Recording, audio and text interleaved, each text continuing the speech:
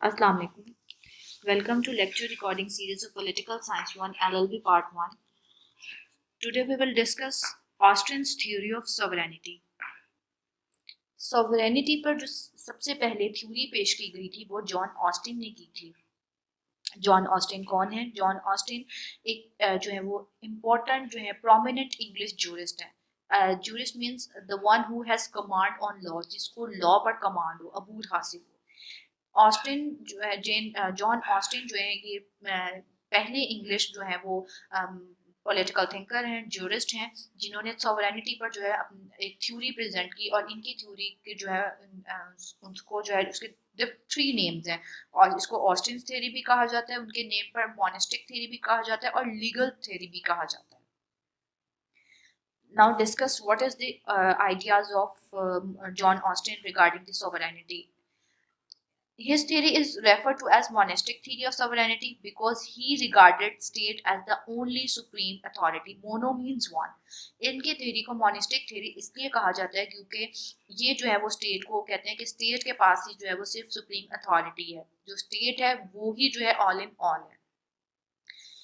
इनकी जो theory है वो क्या है? If a determinate human superior not in the habit of obedience to a like superior means कि एक ऐसा शख्स जो तमाम जो है लोगों में सुपीरियर है, वो उसकी ये हैबिट नहीं है कि वो दूसरे लोगों का कहना माने, उनकी ओबीडियंस करे या अपने ही जैसे सुपीरियर किसी की जो है ताबेदारी करे, बल्कि वो क्या करता है? रिसीव हैबिचुअल ओबीडियंस, यानी लोग उसकी ताबेदारी करते हैं, उसको उसके जो रूल्स एंड रेगुलेशंस के उनकी कमांड्स को फॉलो करते हैं from the bulk of a given society, यानी जो सोसाइटी है उससे उसको ओबीडियंस मिलती है.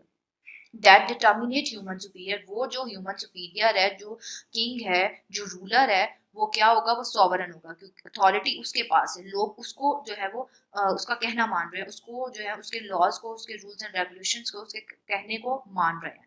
In that society and that society, यानी जो सोसाइटी है जो उसको जो उसकी ओबीडियंट है, जो उसका कहना मान रही है, इंक्लूडिंग द सुपीरियर और रूलर, यानी जो सिटीजन्स हैं, जो उसके रहने वाले हैं, जो उसको मान रहे हैं, और जो रूलर खुद है, वो क्या है? वो एक ऐसी सोसाइटी बना रहे हैं जो कि पॉलिटिकल सोसाइटी है और वो इंडिपेंडेंट है, यानी कि स्टेट की बात कर रहे हैं. मींस स्टेट में तमाम लोगों से उसके पास ये कमांड है कि वो बाकी लोगों को रूल करेगा, बाकी लोग उसका कहना मानेंगे.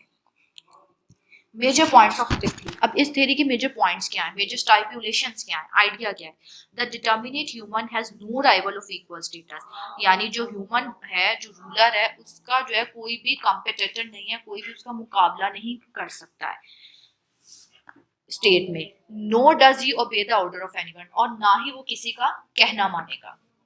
The determinate human is the only law maker, वो जो डिटर्मिनेट ह्यूमन सुपीरियर है, जो रूलर है, वो ही लॉ मेकर है, यानी जो किंग है जो कह देगा वो ही लॉ बन जाएगा. उसकी जो सेइंग्स है वो सोर्स ऑफ लॉ है. His commands are laws and without him the state can have no laws, यानी जो उसने कह दिया सिर्फ वो ही लॉ है और कोई सोर्स ऑफ लॉ नहीं है. सॉवरेनिटी इज इनडिविजिबल, वो कहता है कि ये जो थ्योरी है ये कहती है कि जो रूलर है उसके पास ही सॉवरेनिटी है और किसी के पास सॉवरेनिटी नहीं है. अभी a society without sovereignty can't be called a state, यानी ऐसी सोसाइटी जो सॉवरन नहीं है अपने एक्शंस में, यानी जिसके पास सुप्रीम पावर ही नहीं है, अथॉरिटी ही नहीं है, उसको हम स्टेट नहीं कह सकते हैं. लेक्चर के स्टार्ट में भी हमने डिस्कस किया था कि जो स्टेट है उसके पास सुप्रीम अथॉरिटी है, पावर है. Violation of his command will result in punishment, यानी जो रूलर है अगर उसके कमांड को नहीं जो है वो वायलेट किया जा रहा है, उसकी सेइंग्स को नहीं माना जा रहा है, तो केस में जो है वो पनिशमेंट मिलेगी सिटीजन्स को. क्रिटिसिज्म क्या किया गया इसकी थ्योरी पर? History doesn't support Austen's view of absolutism, history जो है वो ऑस्टिन के इस एब्सोल्यूटिज्म व्यू को एक्सेप्ट नहीं करती है, यानी जो स्टेट है वो एब्सोल्यूट है, all in all in her actions, यानी स्टेट जो मर्जी करे, ऐसा नहीं होता है. Austin's theory does not apply to existing states. Austin की जो theory है वो existing states पर apply नहीं होती.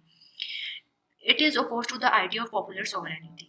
It gives wrong conception of nature of law. यानी जो लॉ है, किंग ने जो कह दिया वो ही सिर्फ सोर्स ऑफ लॉ नहीं है, बाकी भी सोर्सेज ऑफ लॉ होते हैं. ये लॉ की नेचर सिर्फ ये नहीं है कि आपने किंग ने जो कह दिया वो ही. It ignores the right and freedom of voluntary association. State को ही पावर दी गई है.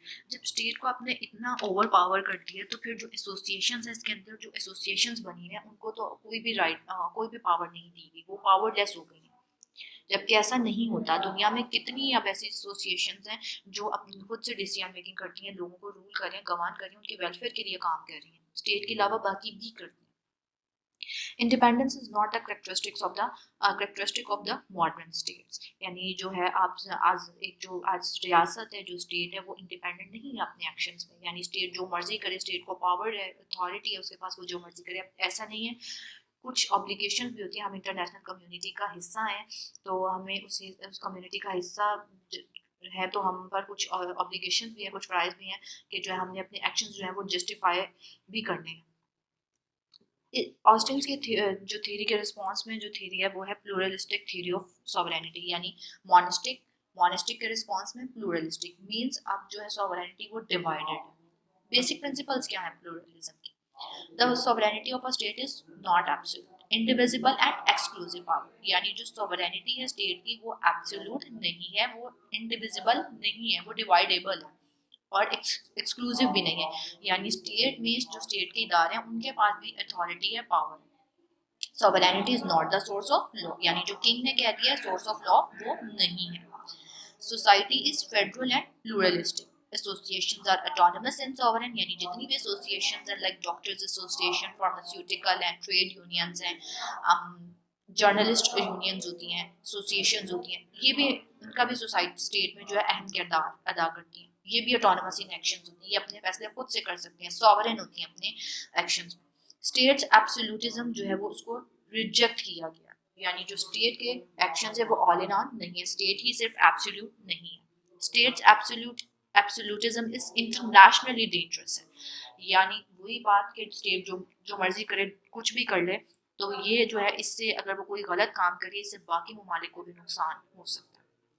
इसके क्रिटिसिज्म, इस पर भी, इसके प्लूरलिस्टिक थ्योरी पर भी जो है वो क्रिटिसिज्म किया गया है और वो ये है कि प्लूरलिज्म जो है वो बेलिटल सॉवरेनिटी, ये सॉवरेनिटी के कॉन्सेप्ट को इग्नोर कर रही है.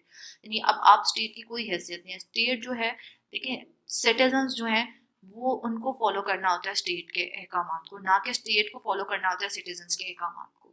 स्टेट जो है वो सब ऑर्डिनेट नहीं है सिटीजन्स के. सिटीजन्स जो है वो सब ऑर्डिनेट होते हैं स्टेट के. स्टेट जो है उसको अभी भी अपर पोजीशन हासिल, क्योंकि स्टेट का काम से पॉलिटिकल आपको राइट्स नहीं देना, उसने आपको प्रोटेक्ट भी करना, आपकी सोशल वेलफेयर भी करनी. Law originates with the state and is not superior to it. यानी जो स्टेट है वो लॉज बनाती है, लॉ नहीं स्टेट को चलाता. ठीक है. अब जो देखें स्टेट है, स्टेट का एक ऑर्गन है लेजिस्लेचर, वो लॉज बनाती है. अब लेजिस्लेचर तो नहीं सुपीरियर हो सकती स्टेट से, स्टेट तो फिर भी सुपीरियर है, लेजिस्लेचर उसके मातहत है. स्टेट का ऑर्गन लेजिस्लेचर है, लेजिस्लेचर जो है नहीं रूल कर रही स्टेट को. State must possesses supreme power to regulate the relations among various associations. यानी स्टेट जो है उसको अपनी सुप्रीम पावर इस तरह से यूज करनी चाहिए कि वो जो बाकी एसोसिएशन हैं, जो सोसाइटी का हिस्सा है, जो स्टेट में जो एसोसिएशन बनी हुई हैं, उनको रेगुलेट कर सके, उनको कमांड दे सके. अब अगर एसोसिएशन मिलकर स्टेट के अगेंस्ट कोई काम करें तो वो भी ठीक नहीं है, क्योंकि एसोसिएशन जो है वो अगेन जो है वो उनका जो है वो रोल जो है वो कम इफेक्टिव है as compared to state. State फिर भी बड़ी है, स्टेट को अपर एज हासिल है.